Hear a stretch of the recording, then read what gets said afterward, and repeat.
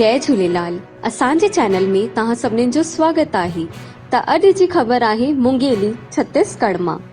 मुंगेली सिंधी समाज ने मनायो 72वां गणतंत्र दिवस, जंहिंमें मुख्य रूप सां भाई साहब मनोज जग्यासी, नारूमल जी आरतानी, हरबख्श राय जी, मोहन भोजवानी जी, प्रताप राजेश जी, पार्षद जितेंद्र दावड़ा जी, अशोक मंगलानी जी, ज्ञानचंद भोजवानी जी, चंद्रलाल शिवनानी जी, संजय लखवानी जी, अशोक रूपवानी जी ऐं कार्यक्रम के सफल ठाहिण में सुशील दाड़ा, मोनू रोहड़ा जो विशेष योगदान रहियो। त अॻिते जी ख़बरूं ॿुधण लाइ जुड़ियल हुजो असांजे चैनल सां ऐं वधीक खां वधीक लाइक कयो, शेयर कयो ऐं सब्सक्राइब कयो। जय झूलेलाल।